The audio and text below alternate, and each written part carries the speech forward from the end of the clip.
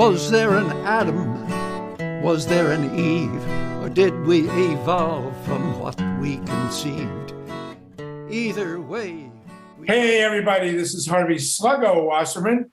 We are back for our 68th Grassroots Emergency Election Protection Coalition call. And our primary focus is on preserving elections and what's left of American democracy. We are also on my Solartopia Green Power and Wellness show at the Progressive Radio Network, which airs every Thursday at 5 p.m. Eastern Time. Welcome all my Solartopia listeners, and welcome all our GREEP participants. We have a tremendous, as usual, somehow we go 90 minutes and we don't have enough time. So after 90 minutes, we will turn off the recording and all the four-letter words can come in and we will have a free-form discussion. Most of what we usually do is also free-form. But today, in answer to your question, Jeffrey, we are going to look in great detail at what I call, and Joel laughed at it, so he thought it must be pretty good, the fascist infrastructure.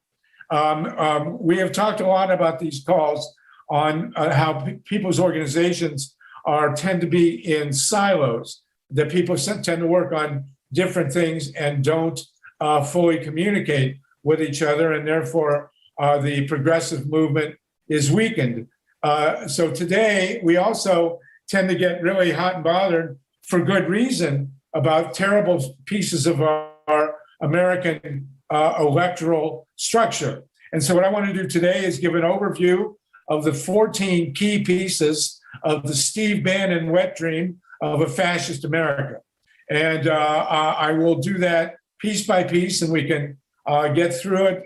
It is the Supreme Court, the Electoral College, gerrymandering, the REDMAP coup of 2010, the Senate, the filibuster, disenfranchising people of youth and color, and also non-millionaires, the basic apparatus of our electoral structure and how it's being taken over, very cleverly and brilliantly by Steve Bannon. I dislike everything Steve Bannon stands for, except the way he dresses. I love the way Steve Bannon dresses, but that's a different issue. Audits and recounts, the drug war, money in politics, armed fascist violence, the media, and last but not least, the Democrats. So we're going to cover all these issues in the next 90 minutes so that we have an overview as we proceed, so that we know in a holistic sense of what we're doing. Everything I just mentioned has tremendous problems and tremendous implications for our ability to complete or continue as a democracy. So I want to make sure as we proceed in the coming years, and we are committed to these calls through 2024 at least. I do want to say one thing. I just read a piece in the Times about a very depressing piece about the Tunisian uprising. And so many of you may recall there was this huge uprising in Tunisia, and they overthrew the government, and everybody was looking forward to a great democratic future, small d, in Tunisia. And now it's gone, and people barely remember it. They have a dictatorship. You remember what happened in Egypt? They got rid of the dictator there, and there's now still a new dictatorship, just as bad as the old one. We want to make sure that our victories are not piecemeal and that they are permanent. And that includes, of course, the Georgia miracle, of which this gathering was a key part. So that's the purpose, the primary purpose of today's call. And we will speak briefly to each one of these fascist institutions so that we can have an overview going forward. Okay, does that make sense to everybody? Yes, it does. Good, thank you. Makes sense to me. What can I tell you?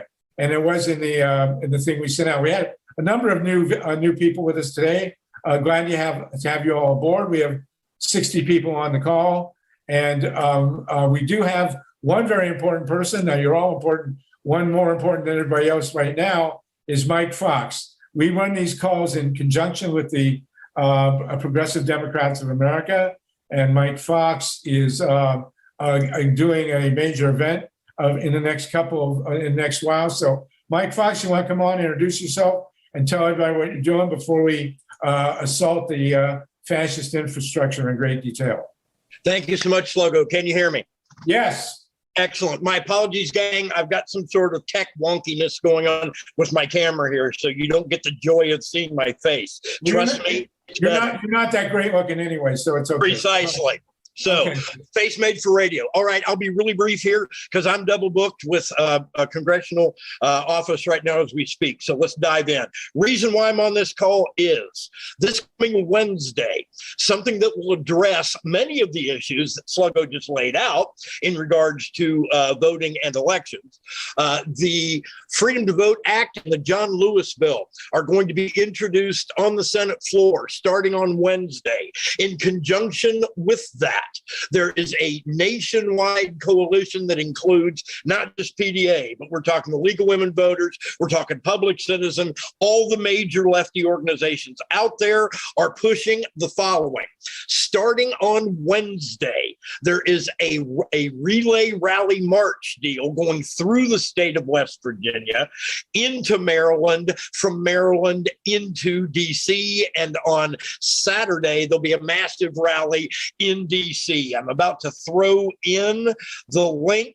If you are anywhere near these transportation hubs, are buses that are going in to DC. Boom. freedomtovoterelay.org/transportation.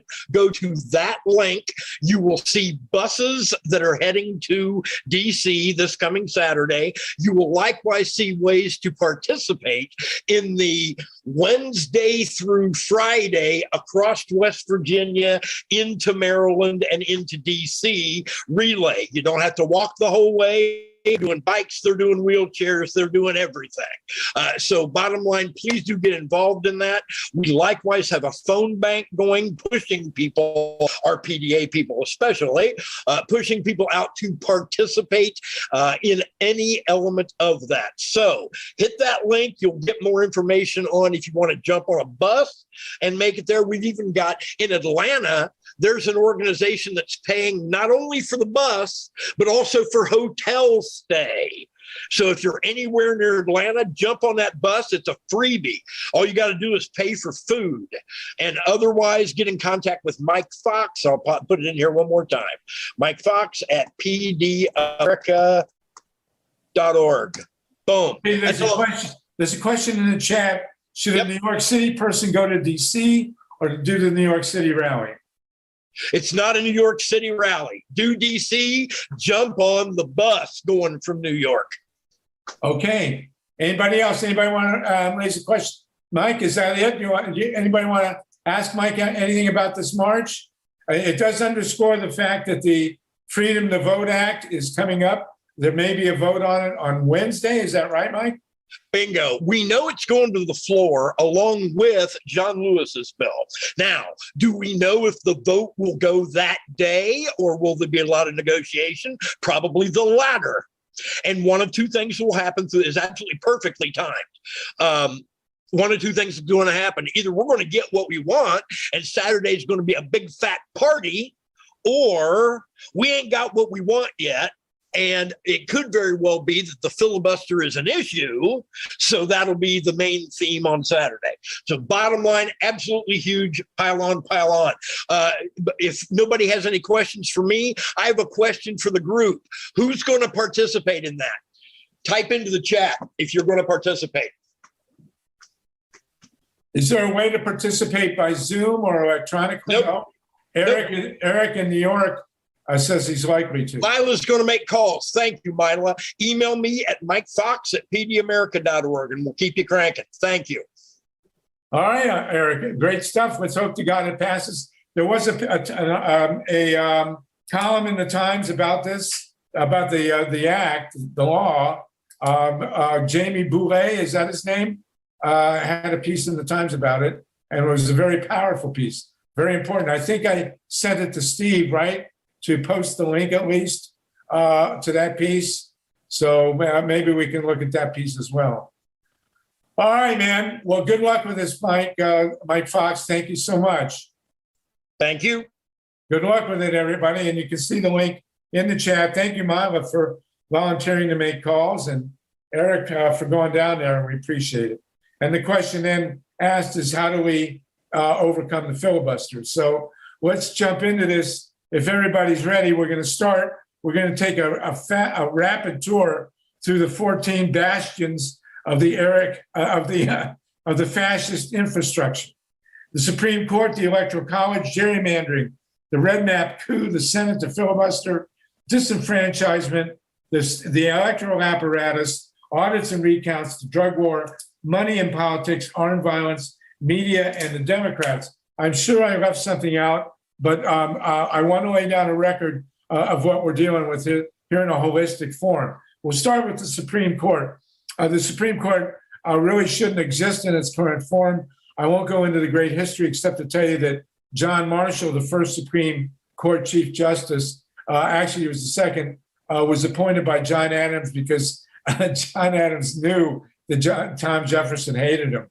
And so Jefferson, as president, had to live with John Marshall as the Chief Justice of the Supreme Court. And they happen to be cousins, by the way, but that's another story. So we come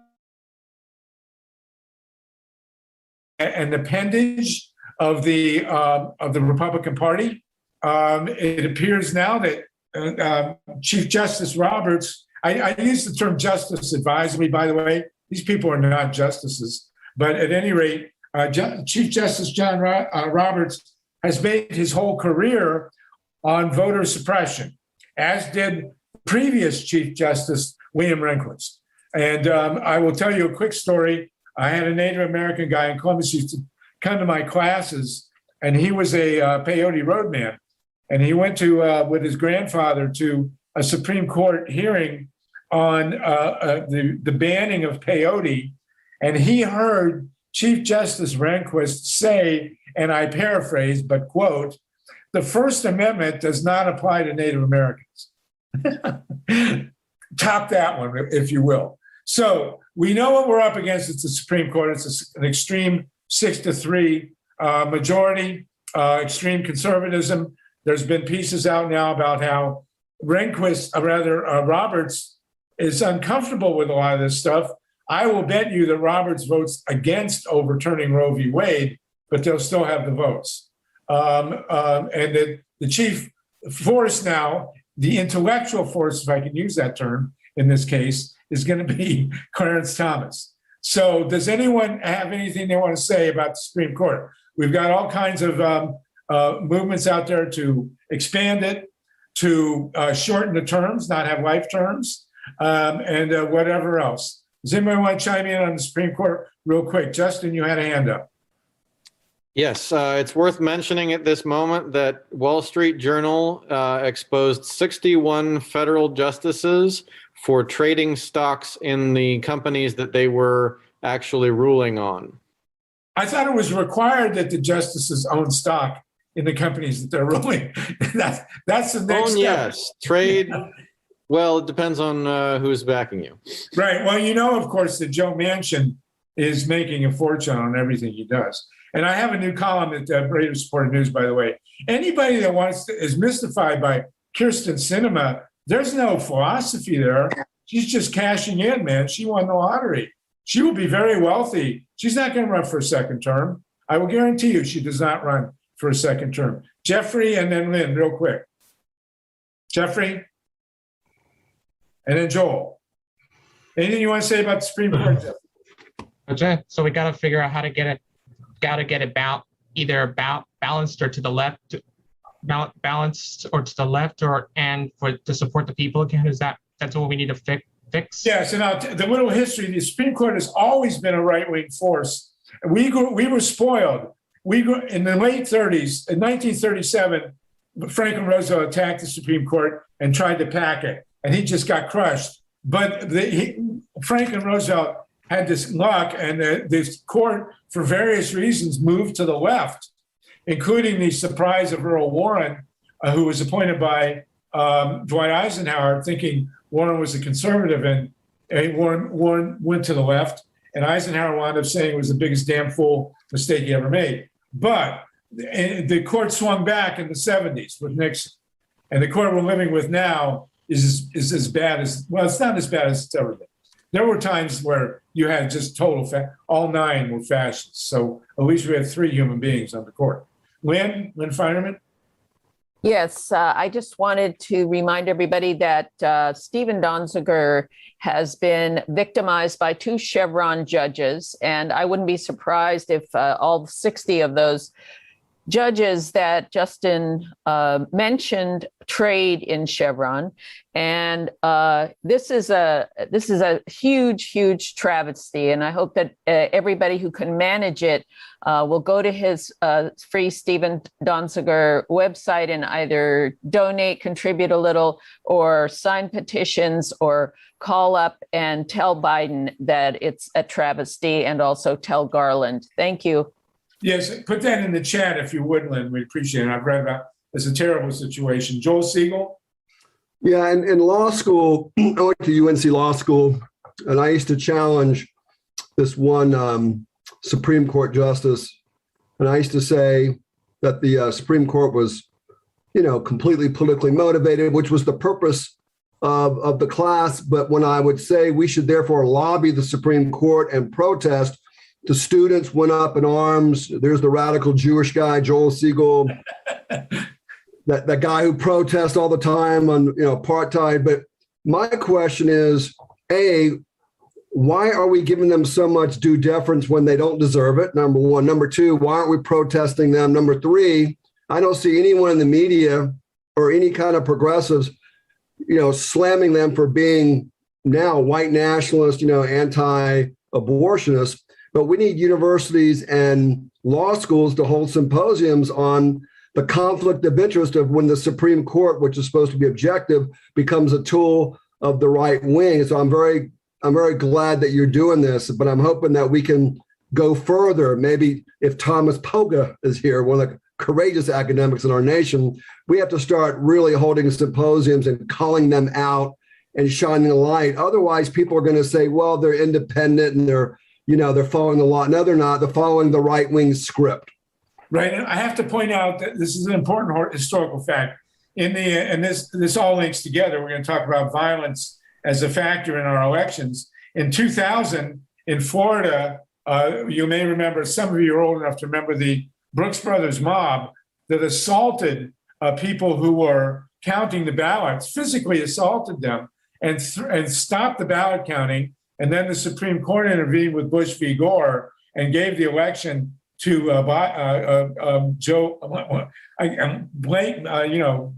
Bush too. And 3 of the Supreme Court justices seated today were involved in the Brooks Brothers mob. Roberts, the frat guy, Brett Kavanaugh, and Sweet Amy Barrett, who loves to stop abortion but can't stop the death penalty. Okay, really quickly on the Supreme Court, and then we're going to move ahead. Eric, Dorothy, and Justin. I know it's an uncomfortable, thing to imagine, but if we lose on the protection of Roe, should we be prepared to think of this as kind of a bridge too far that the Republicans took?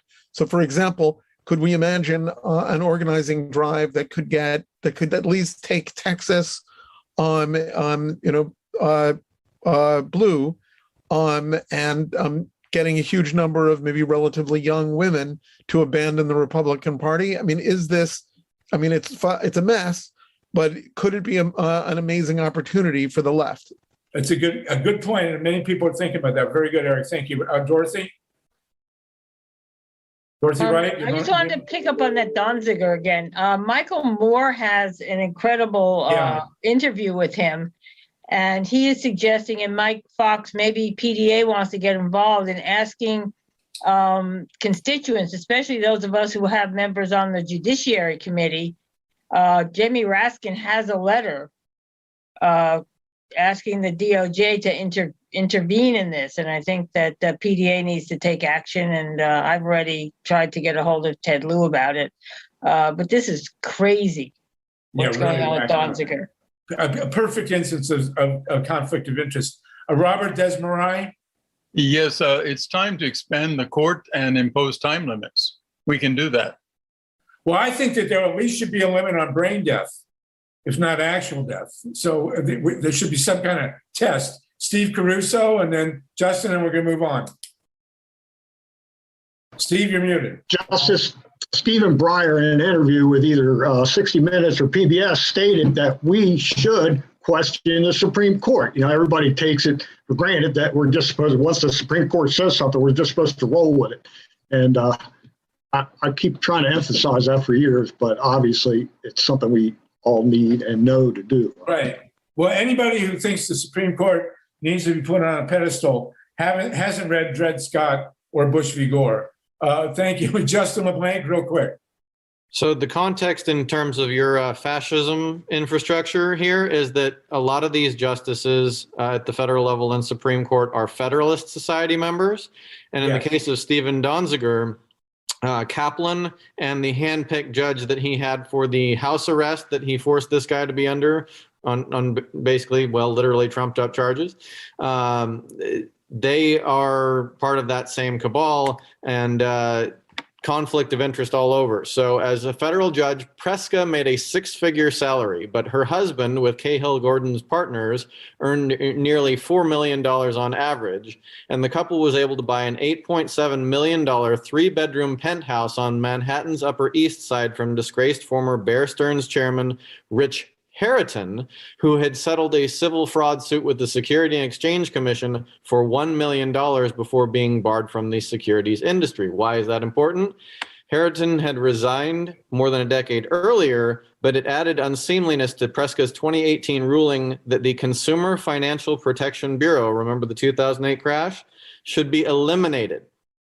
Okay. Yeah, conflict of interest. As the right wing likes to say, the term conflict of interest does not appear in the Bible. Okay, second, Electoral College. The Electoral College, we know, I think most of you know that it came out of slavery. There was a dynamic at the Constitutional Convention for the small states to be represented. They got that, but it was also the slaves were counted for three-fifths of a vote. As a result of that, from 1800 until 1860, when Lincoln was elected, every president or vice president, one or the other, owned slaves. And it also was used for congressional representation. And so the Congress was controlled by slave owners and so on. We are now stuck with the Electoral College.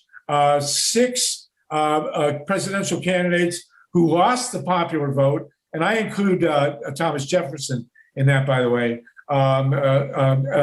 were handed the presidency by the Electoral College, including two of the last five, George W. Bush and Donald Trump. Had there been no Electoral College, there probably would not have been an Iraq war, and there wouldn't have been Donald Trump in the White House. So we know that the Electoral College tilts very far to the right now, and it's one of the things that we have to get rid of. Does anybody want to comment real quickly on the Electoral College? Sluggo, do you treat seriously the National Popular Vote Interstate Compact? Yes, there is an organization that is moving, they've moved pretty far actually to sort of get around it. It would take a constitutional amendment to get rid of the Electoral College. And so- No, not if you use, not if we go with the National Popular Vote Interstate Compact. It can be done by agreement of the states. Yes, now, and if you can put their contact in the chat, that would be great. Lynn Feinerman? Yeah, I just wanted to say that Common Cause has originated. That's the group that's originated the National Popular Vote Compact. They're pretty close to being able to upset the Electoral College with this. So please also really, really support them. Okay, good. Howie Hawkins? Unmute, Howie. There you go. Yeah, actually, there may be a legislative way to get around the Electoral College by an act of Congress. There's an article coming out in the Harvard Law and Policy Review from Rob Ritchie at Fair Vote and others. And so that's easier than a constitutional amendment to get rid of the Electoral College. So I wrote a little article in Counterpunch that had a section discussing that.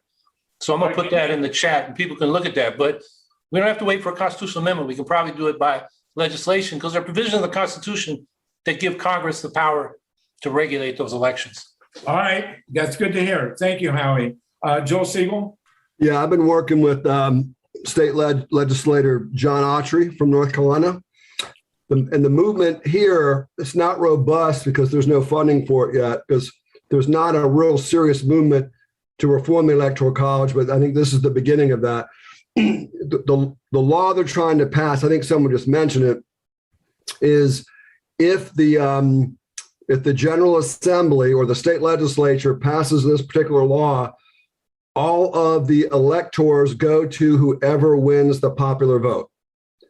And that's and Howie, I'm very interested, by the way, in this, whatever that legal theory is, because what I've been told by members of Congress and staff is that it's going to be way too hard to do a constitutional amendment, but we need to try anyway to turn that into an issue. But I think the state legislature route is the way to go. That's why PAC, this coalition that we had over 232 leaders and organizations, is so important, because we need that infrastructure to mobilize on the state level. We can't do it in a bourgeois, fragmented, nonprofit-led, bull jive progressive movement that's really not progressive at all. All right. Okay. Anybody else on the Electoral College? Let's move on now to gerrymandering.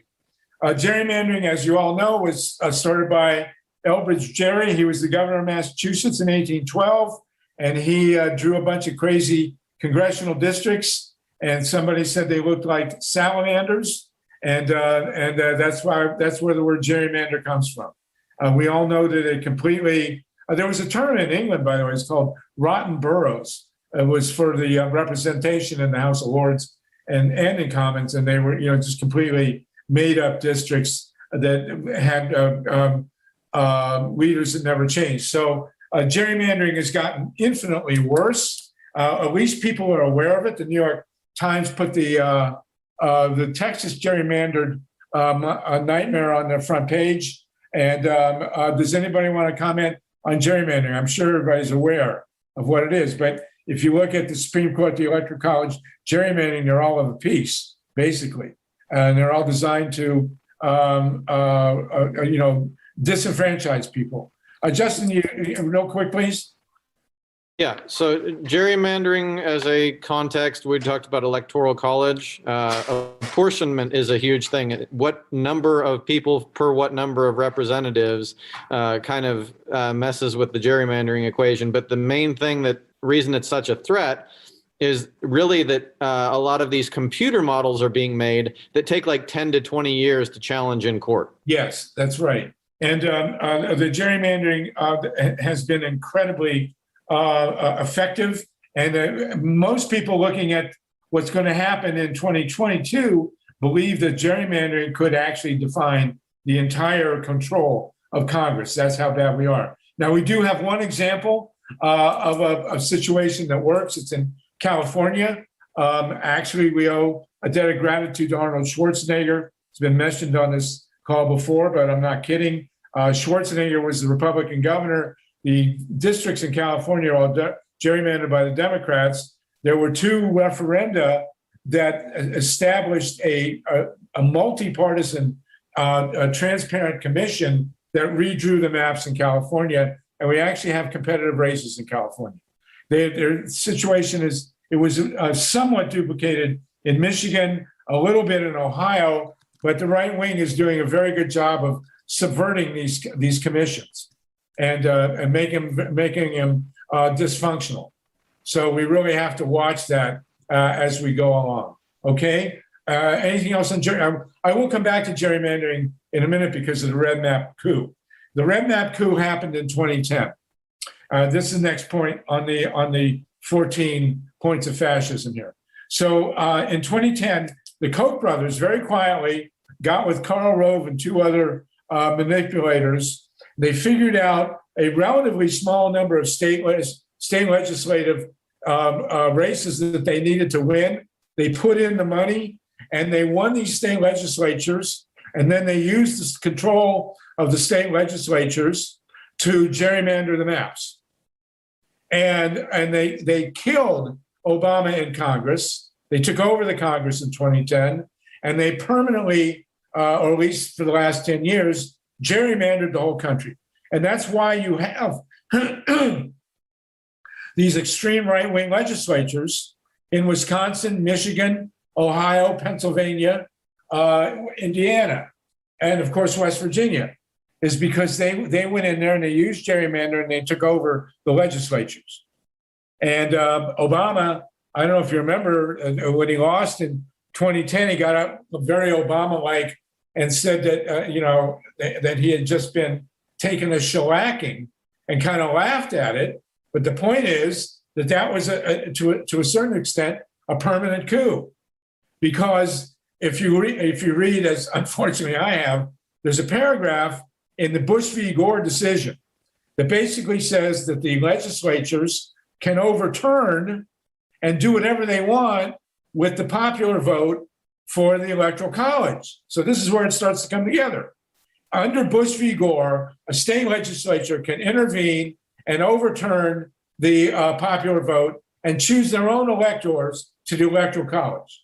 So now that the legislatures are REDMAP couped and they're gerrymandered and totally controlled by extreme right-wing Republicans, they technically have the capability to overturn a presidential election, choose their own electors, and choose a president. And that's a lot of what Trump has been yelling about. Trump wanted to go state by state and get the legislatures, which are gerrymandered in the beginning, to overturn the Electoral College. So that's one of the reasons why gerrymandering is so deadly, is because of the REDMAP coup. And there is a book about the REDMAP coup that occurred in 2010, and I can't say it. It's called RATF **CKED. Okay? And it's a very, very powerful book. But the point is, the Democrats, after this happened, never pointed it out. But we are living on borrowed time as far as the gerrymandered legislatures and the choice of our president. Sluggo? Okay? Yes. I'm going to put a link into the chat, but PDA has an action alert. What you can do is send an email to your senators to get them on the ball with this. And then when you do that, you're going to get an email directed to you, which will allow you to call them and follow up on that, because everything that you said is absolutely true. It's woeful that we haven't done enough about gerrymandering. It's an absolute threat to democracy, just as you've said. Right. And people do need to look at what happened in California. It is actually a pretty good system. And one of the few functional things in our government. Lynn, real quick, Lynn Fireman. Yeah, I just wanted to clarify, and I apologize because it's not totally on gerrymandering, that there is no constitutional amendment or anything else needed for the National Popular Vote Compact. And it is the closest we can get now to being able to overcome this gerrymandering problem with the Republicans and the comments that Joel made about, supposed progressives who are not progressive. The great thing about it is that there are a lot of people across the spectrum who want it. There are moderate Republicans who really want the National Popular Vote Compact. So I would just urge people to put their weight behind that. Thank you. Okay, thank you. Mary, you had your hand up, Mary? Are you not still up? Okay. We have 72 people on the call. Let's go to the Senate now. The Senate itself is a gerrymander. The state representation is pretty obsolete. The 50 Democrats in the, I'll get to you next, Howie.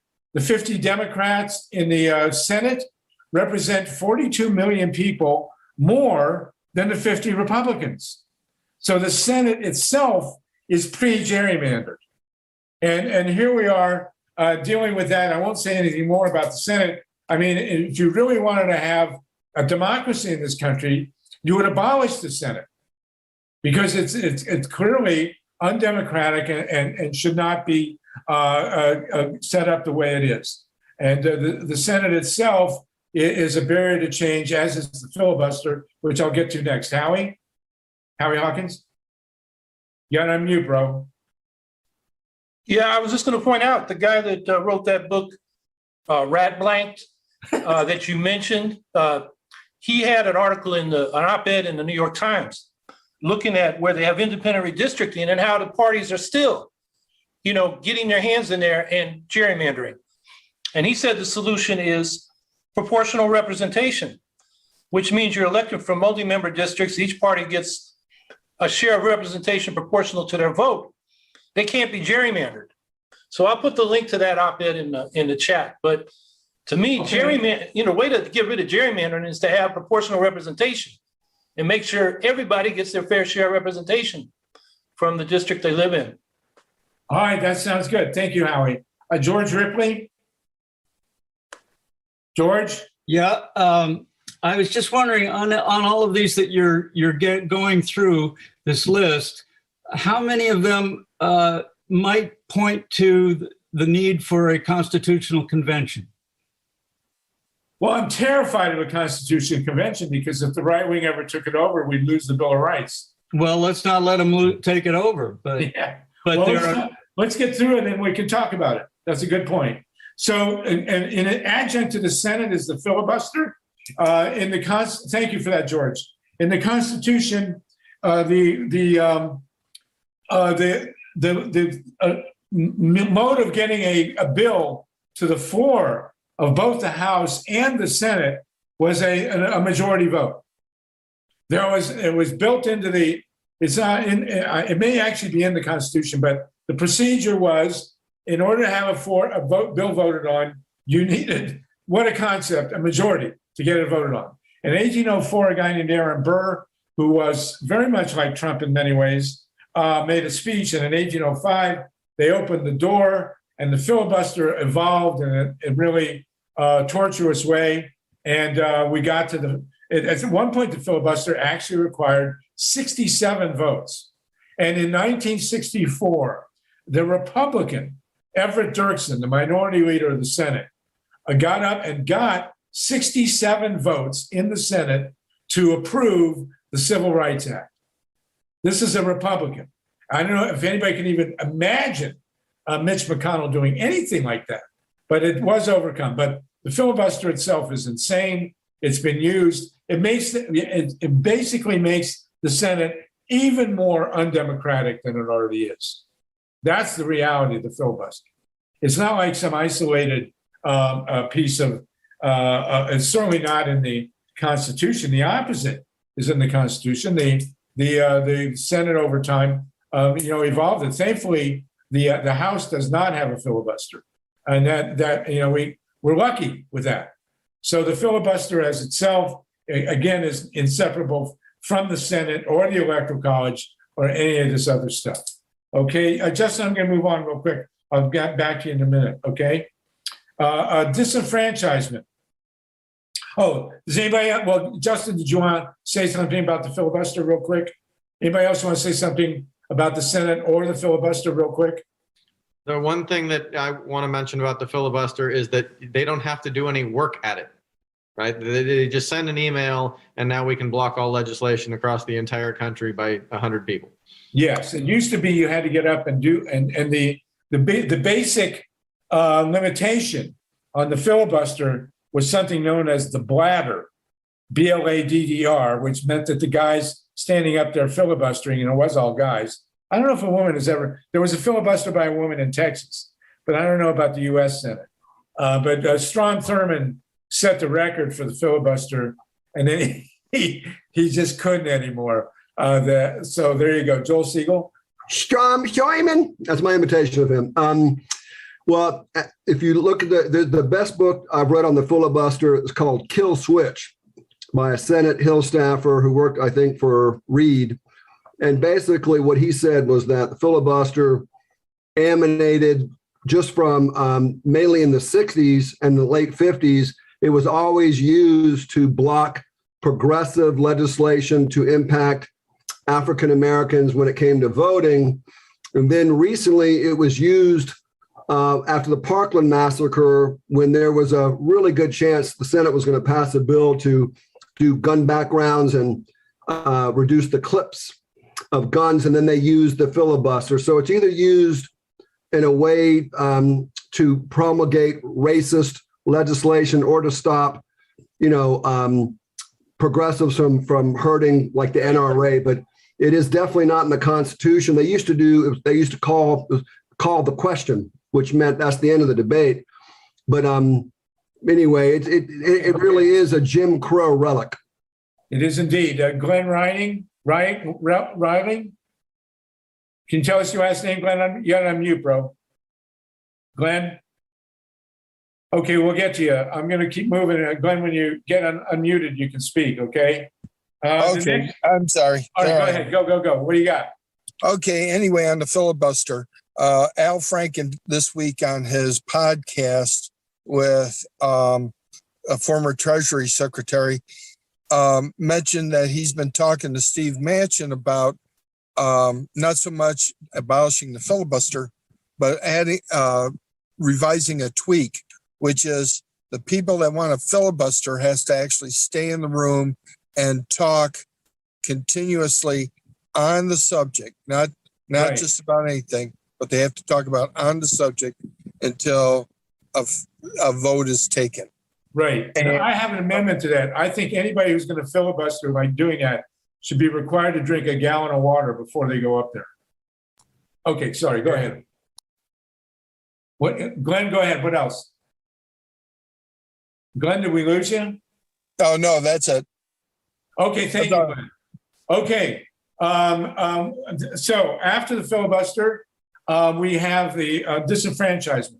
We've been dealing a lot with disenfranchisement on these calls, and we know that systematically across the country, the right wing, the Republicans are doing everything in their power to strip people from the voter rolls. We saw this in Florida 2000. It was done systematically by Jeb Bush. In Ohio 2004 by Kenneth Blackwell, the Secretary of State, on and on and on. We don't have to go into great detail here, but we know that there are dozens of ways that they strip the voter rolls and prevent people from voting. Primarily, and this is my phrase here, non-millionaire people of youth and color. Those are the primary people that are stripped from the voter rolls. If anybody's got an addition to that, that's where we're at. But and this is going systemically across the country in ways that we've never seen before. And of course, this act, the Protect the Vote Act, on which they're going to start debating on Wednesday, a lot of it is aimed at stopping that from happening, and we have got to stop it. The one thing progressives have to understand, and this is the key to the kingdom here, is that the American public is progressive. Bernie Sanders is a middle-of-the-road politician. Everything that Bernie Sanders stands for is essentially agreed to by a majority of the public. And you know, Medicare for all, college, community college, dental, all this stuff that Bernie's arguing for, and the media portrays him as this big left-winger. That's not true. Bernie is right in the mainstream. And the two big generations that are upcoming that now constitute a third of the country, which is the millennials and the Zoomers, they are far to the left of anything that we're hearing to be mainstream. So the good news is that the American people is on our side. The tough news is what I'm going through, which is all the institutional barriers that we face. Okay, now that includes. Along with disenfranchisement, that includes what's happening to the apparatus of the elections. What Steve Bannon is doing is taking control of who runs our elections. They're going after the secretary. Nobody, who when they were growing up ever thought about a Secretary of State? I mean, that was the guy that signed your license plate or your driver's license or whatever. You know, Secretary of State was never paid attention to. But now, clearly, these people are running. They're running right-wingers. And the legislatures are intervening in local election boards to appoint people that they know will overturn elections and prevent people of color from voting. And so it is now to the point where we have to make sure that we know who the county clerks are. And then we really look at who's controlling our local election apparatus. There's a big piece of the puzzle that they're now running at us, okay? The next point, Tatanka, yes. Yeah, there was a 5-minute interview with Jon Stewart. I don't have it, but I just saw it last night. And he was talking about this, and he said the genius of this is forget about January 6th. They don't have to do that. This is more Hitlerian. Make it legal. Essentially, the way he explains it, I thought was good, which is you take the institutional apparatus of elections, the administrative function, and you replace partisans, that is Democrat and Republican counting the votes, to ideologues. You just pack it with ideologues, and no matter what the vote count is, they'll say that they won, and it'll be legal. Right. Lynn Fireman? What? Lynn, I agree with you 100%. Lynn Fireman, you want to add? To Tonka and whoever else does this, it's just a pet peeve of mine. I do not find bald-faced lying, cheating, thieving, and worse to be genius. Please do not refer to these schmucks, as geniuses. Schmucks is not a four-letter word. Oh, good. Thank you. I should say evil genius, but I guess evil, well, I don't know.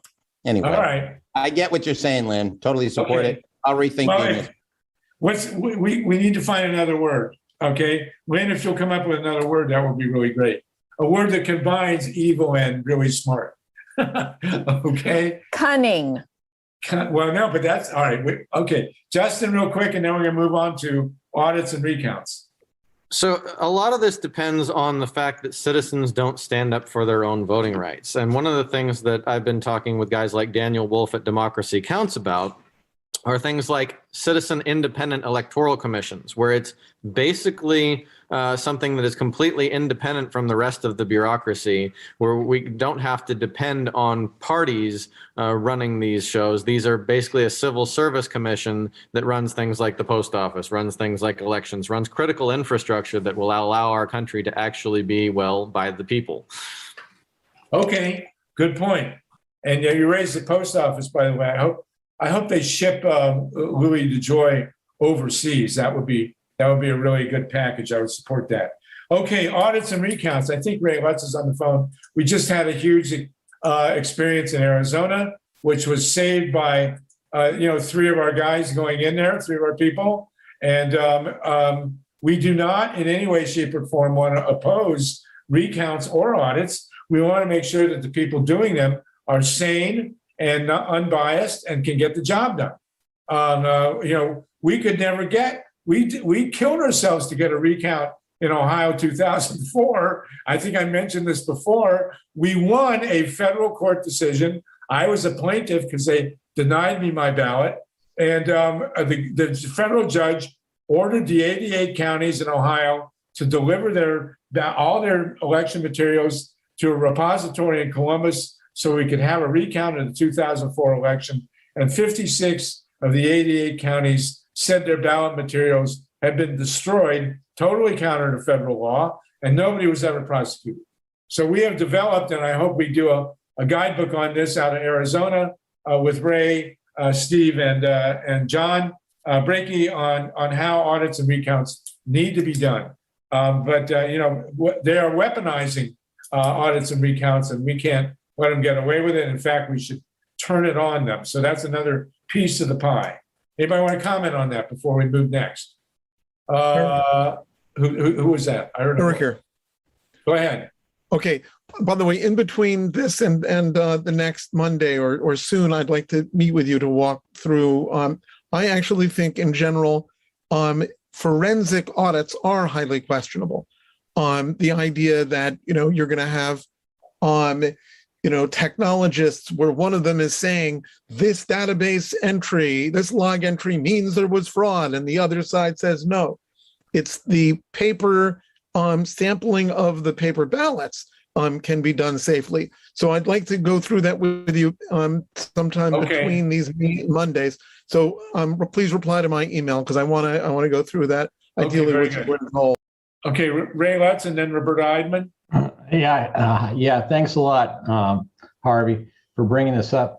One of the things that we're going to have to really think about and have a way of doing it is to try to have some standards as to how people make claims, because people are coming out with these claims where they go, well, this number subtracted from that number equals this number, and they go, that number is bigger than the margin by quite a bit, and everyone goes claps, like, yay, we found something.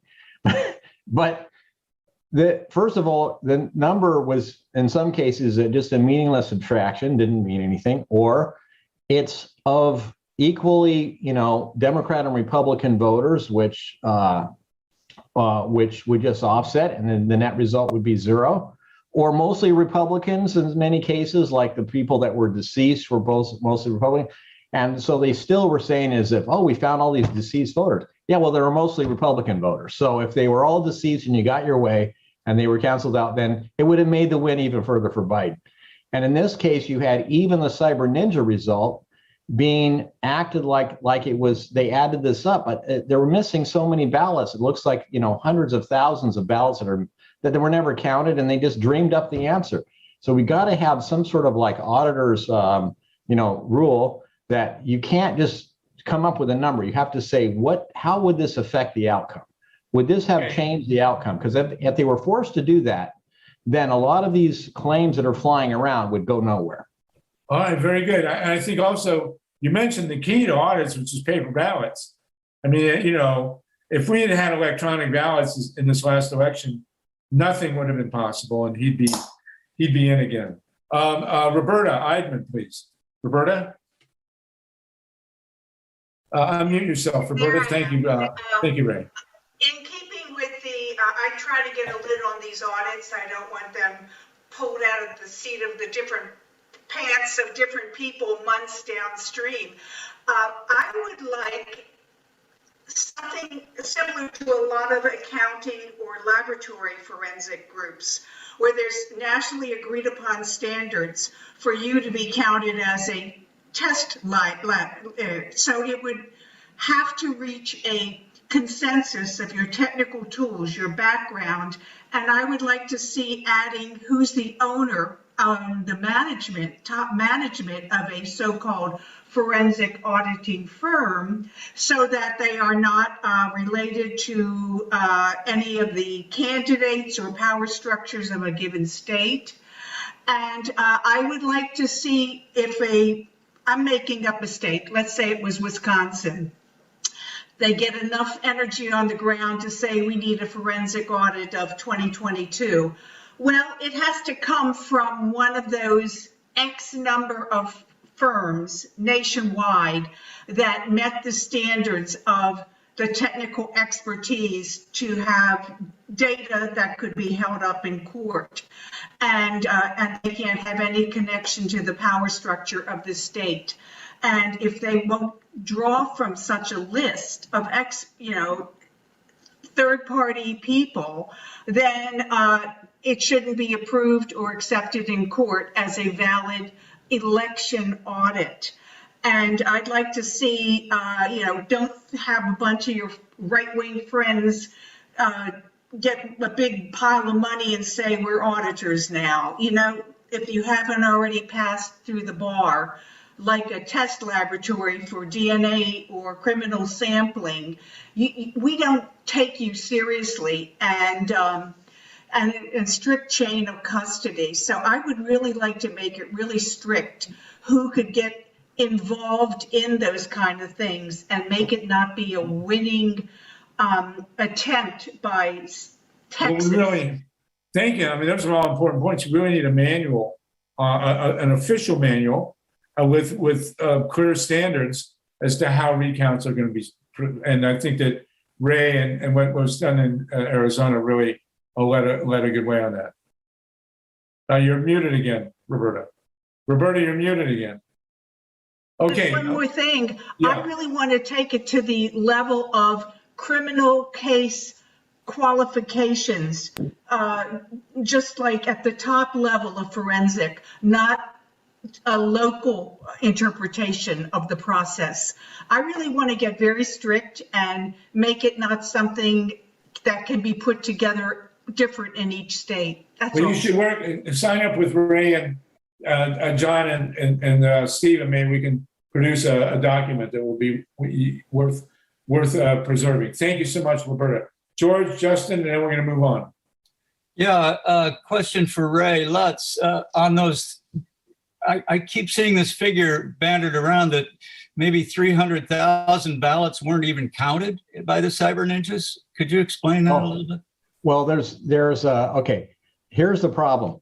The cyber ninjas went into this hand count, on the Lazy Susans and so forth, and they never subtotaled anything to say the batch or the box or the pallet to see how far off they were. And then there was a secondary count that was run by this guy, Randy Pullen, who's a GOP operative in Arizona. And he then ran the ballots, or not ran them, but they had these machines count them, and you just stack them up and you insert it, and it kind of goes through the edge and counts up how many sheets of paper there were. And it was only off by, on this one pallet 15, by 5 from the official Maricopa County count. But apparently the hand count was off by 32%. It was missing, like, I don't know where they could missing. It was like missing like 22, or I guess 77 batches. Quite a few boxes were either not counted or just missing. And that was just from one pallet out of 46. So we don't have the hand count from the ninjas to look at. I think they just made it all up, like those numbers. They said, like, okay, how can we get out of this, problem we're in? Let's give them something. Let's say that Biden won a little bit, and then we can get out of this. That could be it. That's as bad as it is right now. But Ray, you know that anyone associated with Donald Trump would never make up numbers. Okay, so all right, thank you, Justin. We're going to move on. We got 5 more of the 14 to cover, real quick. So for those who are confused about what's going on here, it basically comes down to there are 2 Republican parties. There's the fair market Republicans, and then there's the libertarian anarchist Republicans. The second faction has basically been taking over and trying to gut all standards. Trump not only got rid of all the inspectors general, but you see these things where bureaucracy is just attacked on every level. And so the point of this audit was not to come up with a number. The point of it was to carry forward the idea that we're going to create laws to make voting harder in the first place, so you can't elect a Democrat ever. Okay, that's true enough. And that takes us to the next one. Part of this, and we're running here because we got less than 30 minutes, is the drug war. The drug war, I'm not going to ask you as a quiz, but I will tell you, and it's a staggering number, but since the early 1970s, 41 million Americans were arrested in the drug war, mostly for marijuana, which is absolutely beyond ridiculous, and then other stuff, including all the cocaine that was brought in by Ronald Reagan and the Contras. So the drug war, in many ways, is winding down, but nonetheless, the drug war, as was very explicitly laid out by John Ehrlichman, who was Richard Nixon's right hand, whatever you want to call him, was that they knew that they were using pot and other controlled substances as an excuse to bust people, especially Black people. Essentially, the drug war was the Nixon administration's response to the civil rights movement. And it's still going on, of course. We do want to commend Joe Biden if he's going to follow through with trying to get pot legalized federally. And so enough said about that. But anybody who ever worries about, wonders why we had a drug war, it was basically to disenfranchise people. It was also, part of the prison industry. And nobody, of course, put more people in prison because of the drug war than Bill Clinton. In his 8 years, more than 500,000 people were put in prison because of the drug war under Clinton. And that moves us to money in politics. And, again, a major piece of our campaigning for preservation of democracy in this country is to get money out of politics. There have been there was a law passed in 1907, by the way, strictly limiting corporate contributions to political campaigns. It was called the Tillman Act. It was from a populist, but he was a terrible guy, a racist, Ben Tillman, Pitchfork Ben Tillman was his name. He was from Georgia. And they banned, with the approval of Teddy Roosevelt, they banned corporate contributions but that's been eroded. There are four critical decisions: Buckley versus Vallejo, Bellotti, which Lewis Powell wrote the majority opinion for, and then Citizens United and McCutcheon. And the Supreme Court has totally allowed political country, big money to take over politics. And you could almost say that this is the most important thing we face. And there is, of course, a movement that's been ongoing, the move to amend, which wants to get money directly out of politics. More power to them. They are, of course, a big part of the puzzle. Anybody want to comment on these last two, the drug war and money in politics? We're down to the last three here, so we are going to make it. Justin, very quickly, please. Sorry, I know I talk a lot, but the one thing that we can do is we can tax contributions to elections and use them for audits. That's an intriguing idea. You must be involved with the drug war to have come up with that. Okay. Thank you, Justin. Joel Siegel? Yeah, I think one of the things that Smart Alec is going to do is we're going to write legislation that when members of Congress run, or once you've gotten past the primary, whether it's a presidential election or Congress, that the TV commercials that they run, which cost hundreds of millions of dollars a year from corporations who make billions of dollars a year, that is the root of the problem. They're raising money to go on television. And when you spend 60 to 70% of your time raising money as a member of Congress, then as I've said before, this country's being run by well-intentioned 21 and 28-year-olds.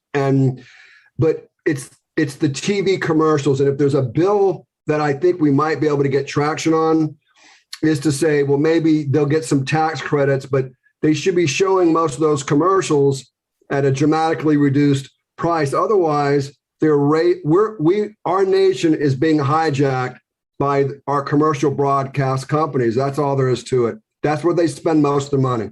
Right, and that's why one of the reasons why the media, which we're going to talk about next, or 2 points, is so corrupt, is because they make billions of dollars on all the TV commercials that are sponsored by the parties, and that's one of the reasons why the media loved Trump. They love to hate Trump, but they loved him because he made them a fortune. Absolutely. Myla Reason? Yeah, I'd like to tie a few things together. Some of you may remember that back in July of 2018, the great writer James Risen published a piece in The Intercept, which I just put in the chat, about the Russian money being funneled to the NRA to fund political campaigns. That a lot of people were distracted by Marina Butina's kind of sexualized identity, but she appeared to be working with Russian oligarchs as in a campaign to bring Russian oligarch money into the Republican Party via the NRA. And years later, we find one of her paramours, the crazy guy, Patrick Burns.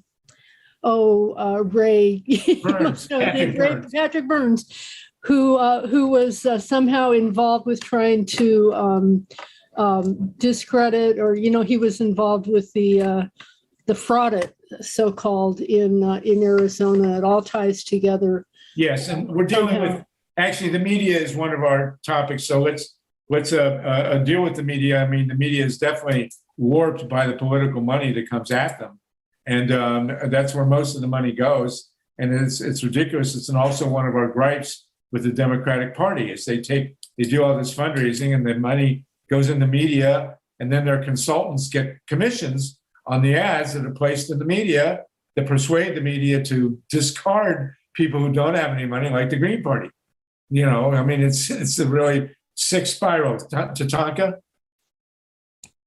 Yeah, boy, I think you're right. Money out of politics is probably the most important thing. I just want to point out, this is a big picture. I think we still we're trying to get rid of systemic nuclear military industrial complex and the systemic big oil complex would solve a lot. There are assumptions that I think nearly everybody in America still holds, which at some point that these things still protect us. Outmoded assumption might have been made 75 years ago. They're both going to lead to either total nuclear annihilation, or in the case, the updated IPCC report now says we're going to pass 1.5 degrees Celsius in 2026. And by 2050, this is one generation, we will have 43-foot mean sea level rise around Earth. So we have to do something really quick. So just an appeal, not now, but anybody that can think of an action that the American people could engage in, maybe with civil disobedience at some level and everybody's support, that would tie these together. I'd love to know about it, something we can rally around to really make a big change. Secondly, well, yes. Yeah. Oh, no, go ahead, finish, please. Okay, secondly, last night, over the weekend, I viewed the release of The Boys Who Said No. This is a movie about the history of the draft resistance movement. Some of you may have seen it, many of you may not.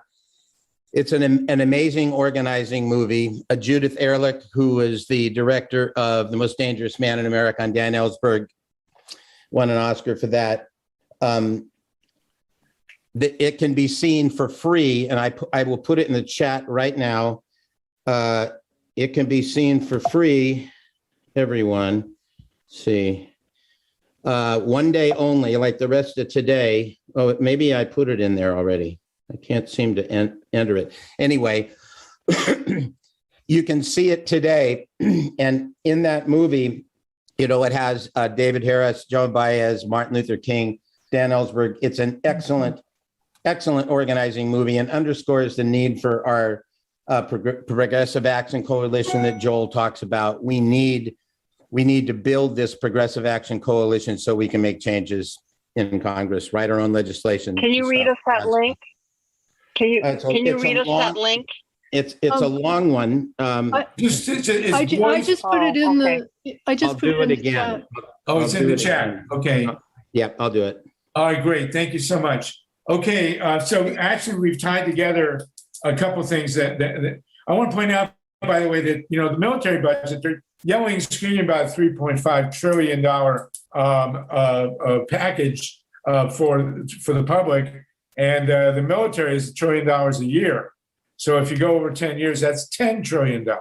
That's a $10 trillion package. And Tatanka rightly points out that the military, which I put under on the money situation. And one thing about the military you have to know historically is that after World War II, the military, the Army, Navy, Air Force, whoever, made sure that they had at least one facility in every congressional district, so that every congressperson was dependent economically on the military.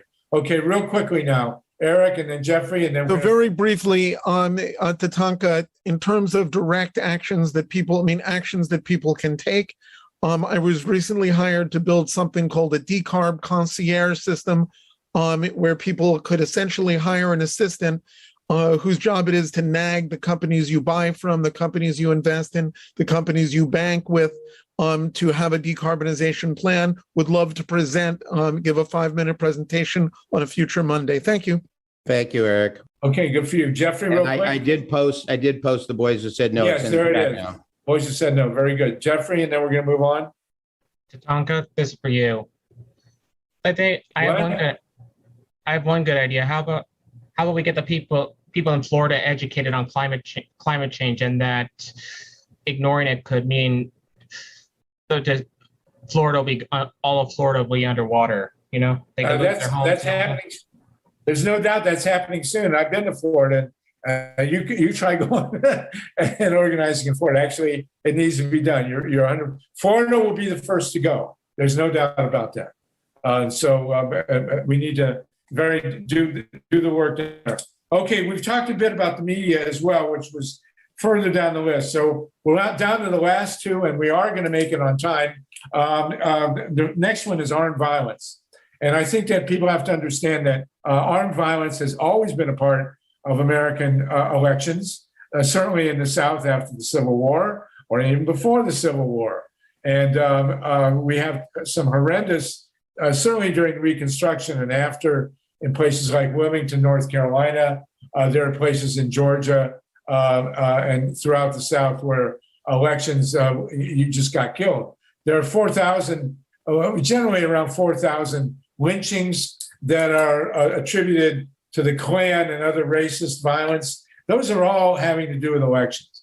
You know, you did have situations where a bunch of Klan guys would get drunk, or they're, you know, a black person will look cross-eyed at their wife and they go lynch. But most of the lynchings were purely political and designed to make sure that nobody in the black community, certainly not in the South, would stand up and organize.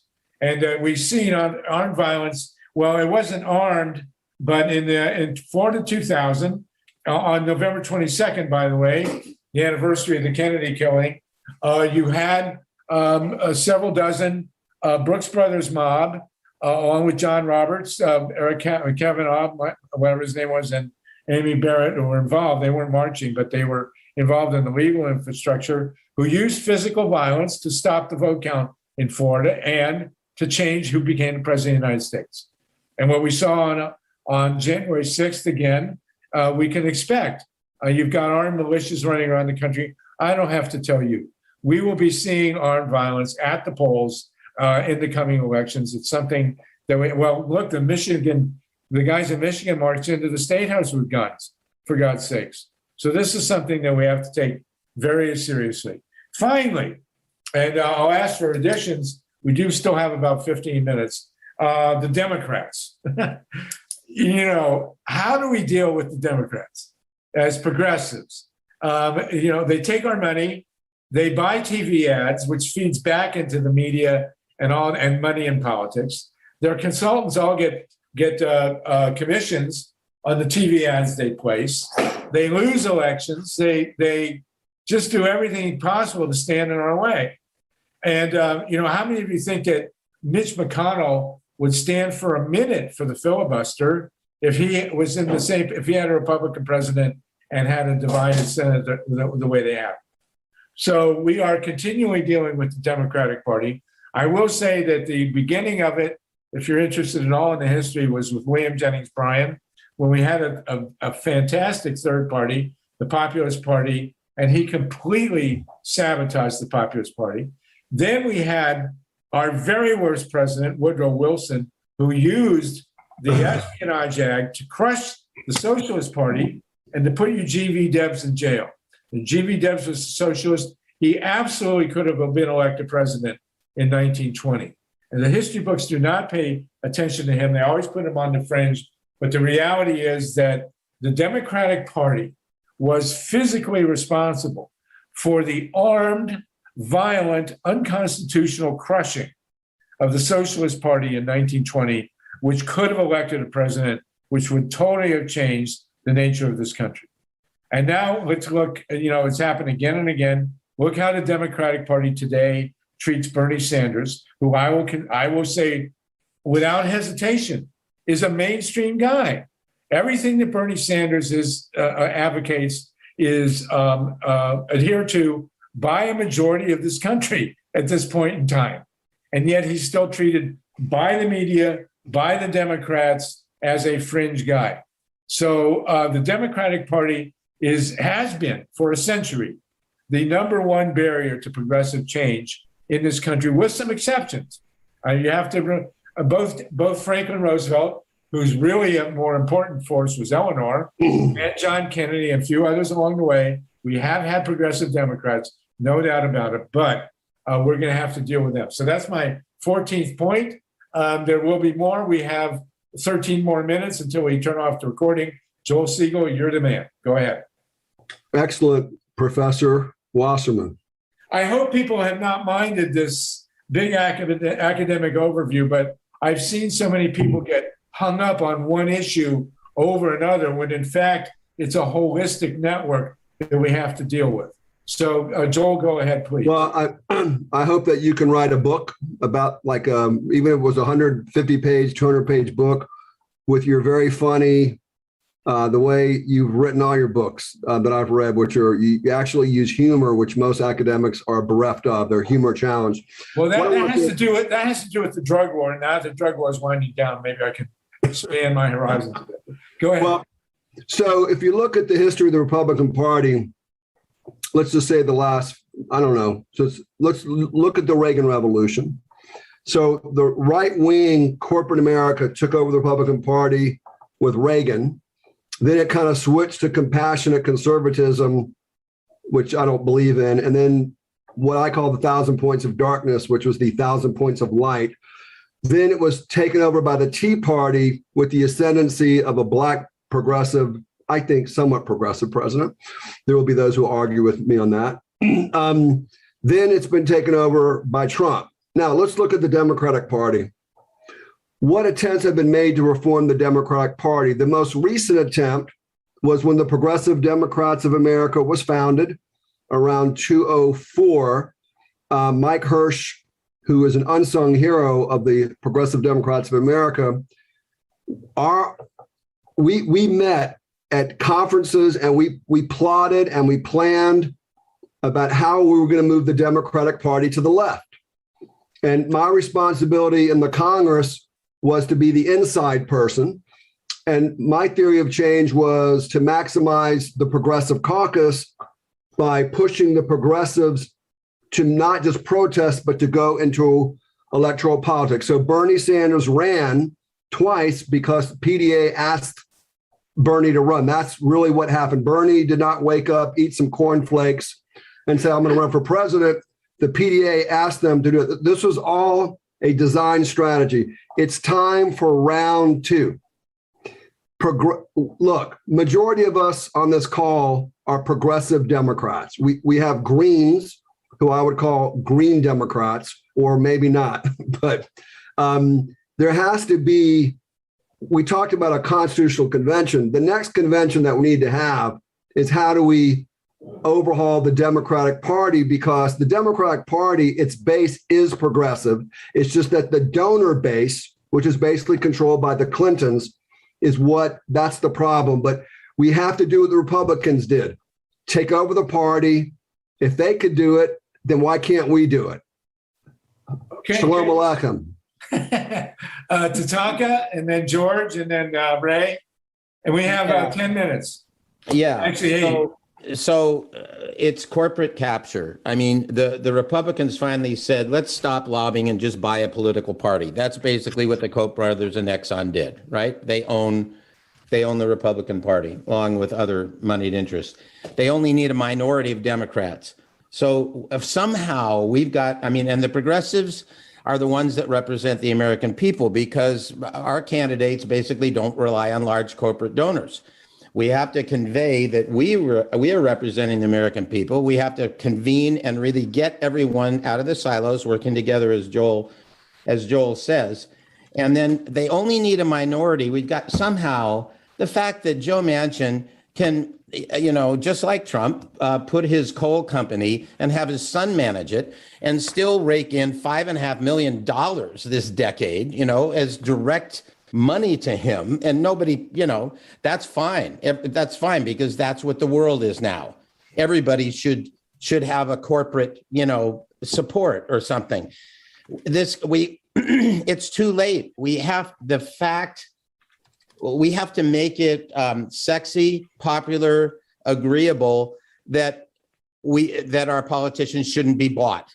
We can't allow them to be bought. They have to represent us. However we do that, I think the best vehicle is what Joel's talking about and what Sluggo and what all of us are doing here, which is this Progressive Action Coalition. Thanks. Thank you, Tatanka. So we're going to go another 6 or 7 minutes. The recording will end, and then we can keep going for another 20 minutes after that, up till 7 o'clock. We got a lot of hands here. Dorothy, you haven't been for this for a while. Dorothy Lutz, Dorothy Reich, and then George, Ray, and Mary, and Justin. Dorothy, you always do this. Yeah. I just wanted to say, did you mute me again? That the plan of PDA is to do what the Republicans did, which is go state by state. because that's what we have to do. We have to get in on the bottom. We have to take over these state parties, because on the federal level, you're right. The third way and all these people have control. So that's number one. What was the other thing? Oh, geez, I can't remember. Oh yeah, that the Democratic National Committee has put 2 people on their board who are, one is a lobbyist for the Koch brothers and one's a lobbyist for Carlyle Group. Oh my And God. this was approved by almost all the members of the DNC. And they're also gerontocracy. You've got, not to be against old people, but I'm in my mid-70s. Well, so. these 2 guys were put forth by Biden. Thank you, They're actual Dorothy. I lobbyists. rest my case. Yeah, exactly. So that's why we have to go state by state, because we have more chance to get control of the states than we do to get control of the federal party. All right, very well taken. We'll put you in charge of Kansas. Okay. George Ripley, Ray Watson, Mary, and Justin.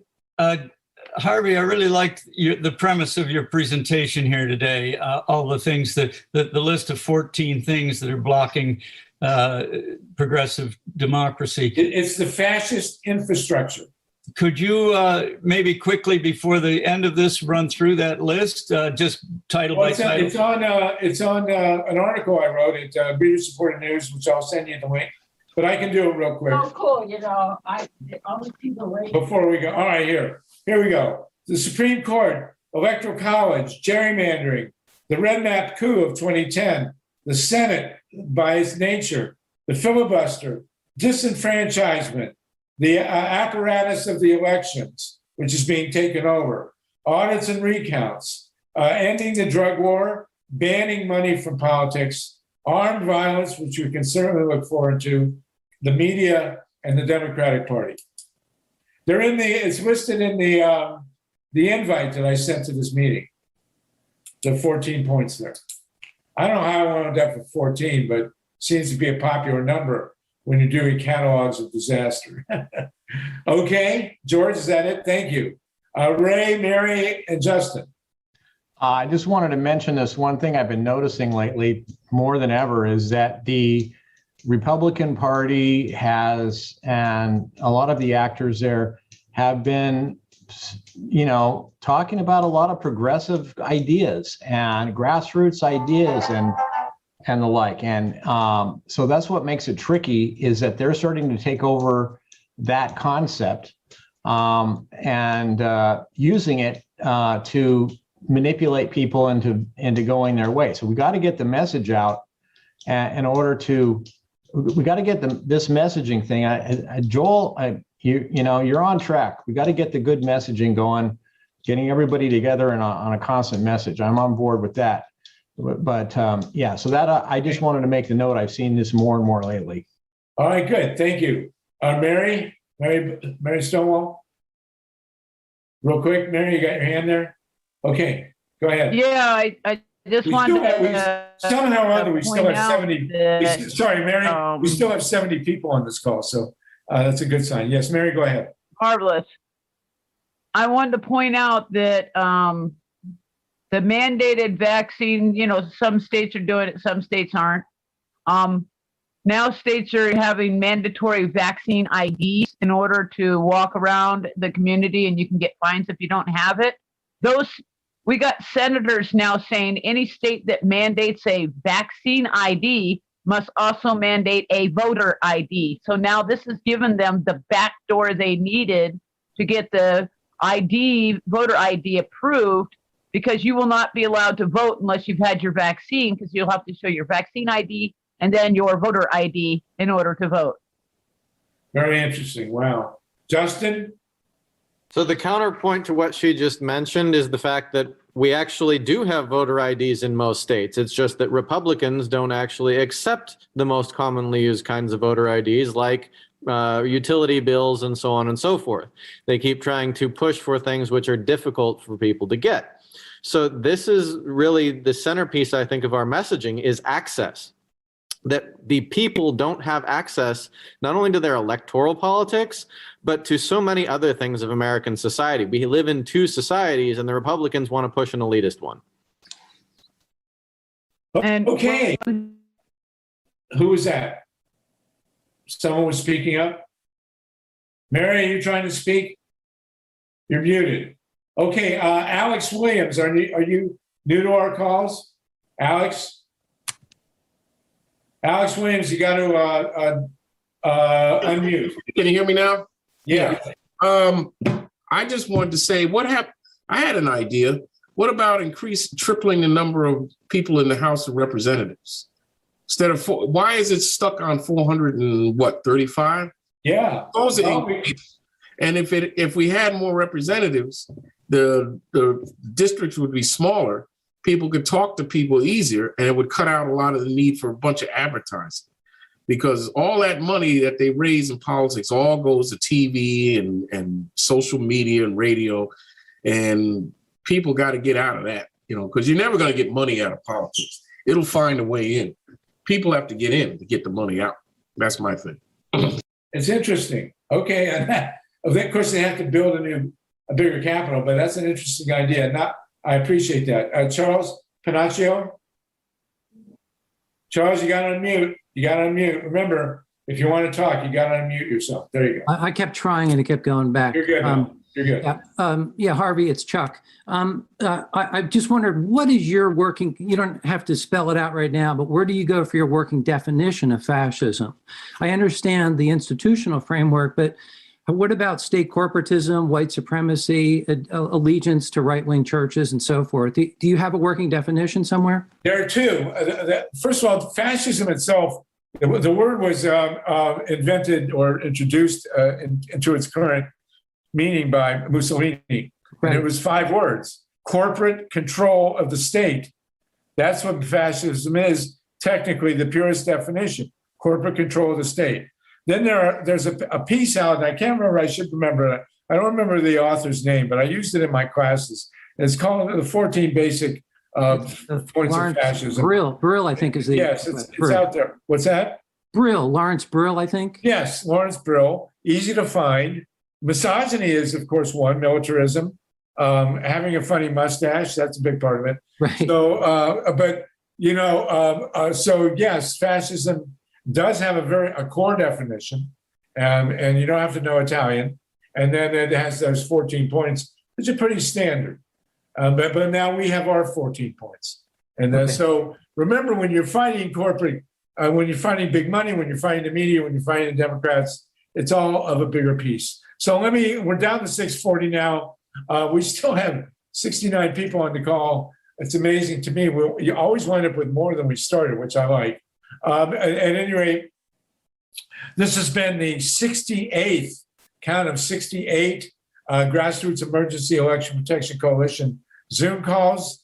We have watched our language very carefully, which we will not have to do for the next 20 minutes. I'm Harvey Sogo-Wasserman, co-convening with Joel Siegel. We've been engineered by Mike Hirsch and Steve Caruso. We have had more than 70 people on this call. It's been fantastic. We have covered the 14 points of the great fascist edifice here, and we will be back again next week, same time, Monday, 5 p.m. Eastern.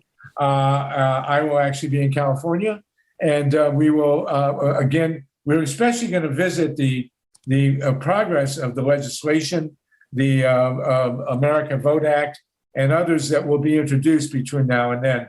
So we will have a ton to talk about. Thank you so much, everybody, for joining with us. And we will sign off the recording now. And thank you all my listeners at Progressive Radio Network. And look at my article at Reader Supported News. It covers a lot of the things as an outline form that we had a great discussion on today. So we'll see you all next week, same time, same place. Or did we evolve from what we conceived?